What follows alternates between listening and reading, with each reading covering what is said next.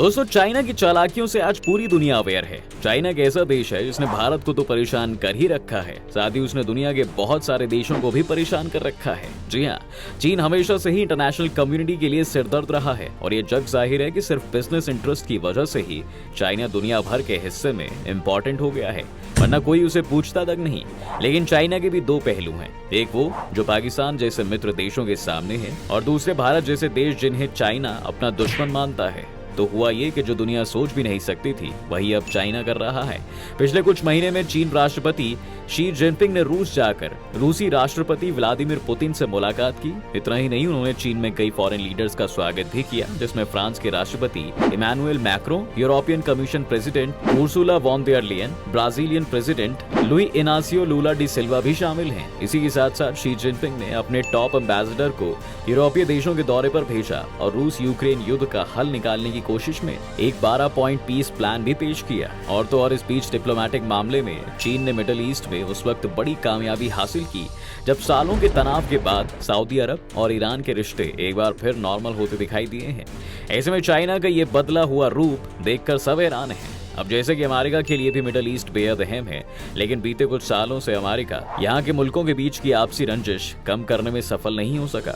ऐसे में इस एरिया में पैर जमाने की कोशिश कर रहे चीन के लिए ये बड़ी कामयाबी मानी जा रही है। वहीं दूसरी तरफ चीन में सऊदी अरब और ईरान के ऑफिशियल्स के बीच चली बातचीत के बाद दोनों ने डिप्लोमेटिक रिश्ते बहाल करने की सरप्राइज अनाउंसमेंट की। इन सब के साथ साथ चीन ने ग्लोबल सिक्योरिटी और डेवलपमेंट को लेकर भी कई प्रपोजल दिए, जो इस बात की तरफ इशारा करते हैं कि चाइना ग्लोबल साउथ के मुल्कों को लुभाना चाहता है। बता दें कि ग्लोबल साउथ यूरोप और उत्तरी अमेरिका के बाहर का वो हिस्सा है जो दक्षिणी गोलार्ध और भूमध्य रेखीय क्षेत्र में मौजूद है।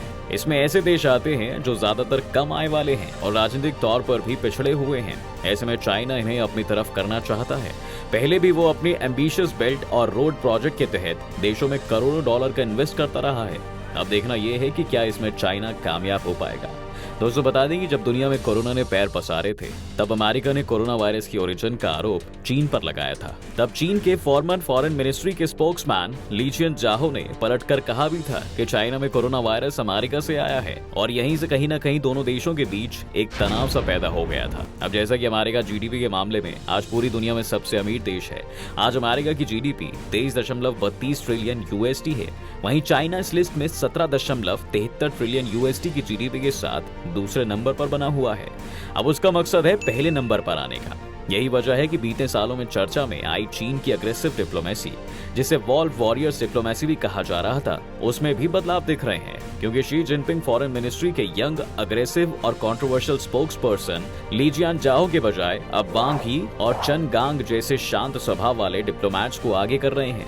हालांकि ये भी सच है कि शी जिनपिंग अपने डिप्लोमेट्स को अपना ऑफेंसिव फॉर्म दिखाने के लिए भी उत्साहित करते रहते हैं।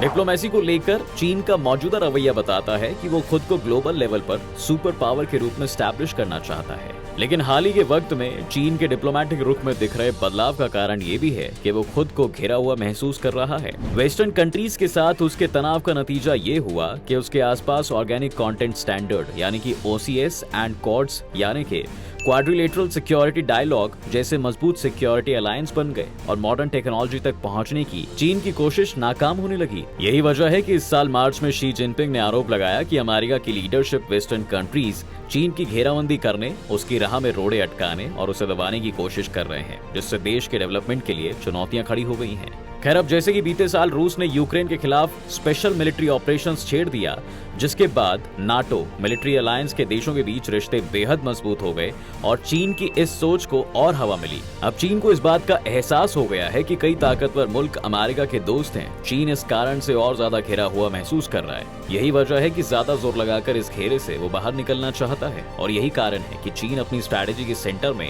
मल्टीपोलर वर्ल्ड की बात कर रहा है, यानी ऐसी दुनिया जहां एक से ज्यादा शक्ति के केंद्र हो। माना जाता है कि द्वितीय विश्व युद्ध के बाद जब सोवियत संघ का विघटन हुआ, उसके बाद अमेरिका ताकत का केंद्र बन गया। ऐसे में चाइना का मानना है कि सिर्फ एक ही देश क्यों सुपर पावर बने। चीन का कहना है कि मुल्कों के बीच ताकत में बैलेंस रहा तो दुनिया ज्यादा सुरक्षित होगी। हालांकि बाकी मुल्क ये मानते हैं कि ये उन्हें अमेरिका से दूर करने और चीन के करीब लाने की कोशिश है। चीन अक्सर ये भी कहता है कि अमेरिका के मुकाबले वो दुनिया की लीडरशिप करने के मामले में ज्यादा भरोसेमंद है, क्योंकि उसके हाथ खून से नहीं सने हैं। अब इस बात को साबित करने के लिए इराक और अफगानिस्तान का एग्जाम्पल तो दुनिया के सामने ही है, जिससे साफ होता है कि इन दोनों मुल्कों में अमेरिका की विदेश नीति नाकाम रही है। बार बार चाइना की तरफ से कहा गया है कि कम्युनिस्ट चीन ने ना तो कभी किसी देश पर हमला किया और ना ही किसी तरह के प्रॉक्सी युद्ध में शामिल रहा है, लेकिन ये बात भी दुनिया से नहीं छिपी है कि उसने तिब्बत पर कब्जा किया है और वियतनाम के साथ भी युद्ध छेड़ा है। भारत के साथ सटी उसकी सीमा को लेकर दोनों के बीच बीते कुछ सालों से तनाव भी रहा है और भारत ने उस पर अपने इलाके पर गैर कानूनी रूप से कब्जा करने का भी आरोप लगाया है। इतना ही नहीं, साउथ चाइना सी को लेकर भी एशिया के कई मुल्कों के साथ उसका विवाद रहा है, जहां इसके कुछ इलाकों पर दूसरे मुल्क अपना दावा जताते हैं। वहीं चीन इसके एक बड़े हिस्से और लगभग सभी द्वीपों को अपने हिस्से में दिखाता है। और रही ताइवान की बात, तो चीन उसे अपना ही हिस्सा मानता है, जिसे वो आज नहीं तो कल अपने मेन लैंड में मिला लेगा, भले ही इसके लिए ताकत की ही इस्तेमाल क्यों ना करना पड़े। वो वन चाइना पॉलिसी की बात करता है दोस्तों, और मानता है कि उसके साथ संबंध रखने वाले मुल्क ताइवान को मान्यता नहीं देंगे। अब चीन की ये बदली हुई स्ट्रैटेजी ग्लोबल साउथ के कुछ मुल्कों और उन देशों के साथ बेहतर काम कर सकती है जो ना तो चीन के करीब हैं और ना अमेरिका के। अब किस भी देश में ज्यादा दखल ना देने की इस स्ट्रैटेजी को बेशक वो मुल्क पसंद करेंगे जहां तानाशाही है। आज अमेरिका और चीन के बीच जारी तनाव में यूरोप मेन बैटल फील्ड बनता जा रहा है। बदलते वक्त के साथ वो एक तरह का स्विंग स्टेट बनता जा रहा है और यूरोप जिसका हाथ थामेगा वही पायदान में ऊपर के पड़ाव पर होगा। लेकिन जैसा कि ताइवान चीन के लिए बेहद सेंसिटिव मुद्दा है और ये वो बिंदु है जहां अगर चीन की ये नई स्ट्रैटेजी रास्ता भटकती हुई दिखती है। एक एग्जाम्पल से समझें तो ताइवान की राष्ट्रपति साई इंग वेन ने जब अप्रैल में अमेरिका का दौरा किया था तो न्यूयॉर्क में उनका जबरदस्त स्वागत हुआ और इसके बाद उन्होंने अमेरिका के हाउस ऑफ रिप्रेजेंटेटिव्स के स्पीकर केविन मैकार्थी से भी मुलाकात की थी। लेकिन उनका ये दौरा चीन को बिल्कुल पसंद नहीं आया और यही वजह है कि चीन ने ताइवान की खाड़ी के पास सैन्य युद्धाभ्यास शुरू कर दिया। इस दौरान उसके फाइटर जेट और टैंक ताइवान के पास से गुजरते दिखे। हाल ही के महीनों में लगभग हर महीने ताइवान के पास से चीनी लड़ाकू विमानों ने उड़ान भरी है और ताइवान ने आरोप लगाया है कि चीन के विमानों ने उसके एयर स्पेस का एनरोचमेंट किया है। अब इस तरह के आरोप चीन के उस दावे को खारिज करते हैं कि वो पीस एस्टैब्लिश करने के रोल में रह सकता है। वहीं कई और मुल्क चीन के इस तरह की हरकत को उसके अग्रेशन के रूप में देखते हैं।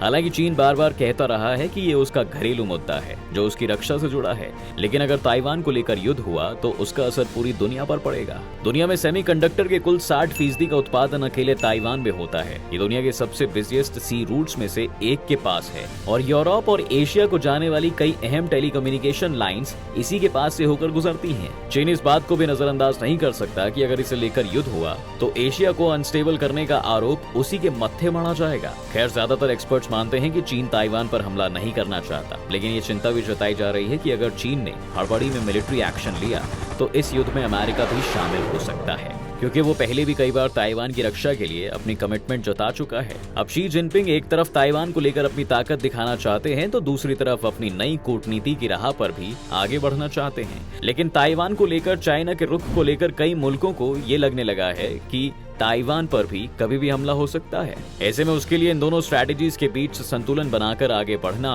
बड़ी चुनौती हो सकता है। खैर, जैसे जैसे चीन दुनिया के दूसरे मुल्कों की तरफ दोस्ती का हाथ बढ़ाता जाएगा, अपने कुछ फैसलों के कारण वो दुनिया की निगाहों में भी आता जाएगा। हो सकता है आने वाले वक्त में चीन को ये फैसला भी करना पड़े कि वो अंतर्राष्ट्रीय शांति की बात करने के लिए अपना रुख नरम रखेगा या फिर एक घातक हमलावर की तरह अपना आक्रामक रुख बनाए रखेगा। तो दोस्तों, आपको क्या लगता है, क्या चाइना कभी अमेरिका की जगह ले पाएगा? हमें अपनी राय कमेंट सेक्शन में जरूर बताएं। आज की वीडियो अगर पसंद आई हो तो वीडियो को लाइक और शेयर जरूर करें। साथ ही चैनल को सब्सक्राइब करना भी ना भूलें।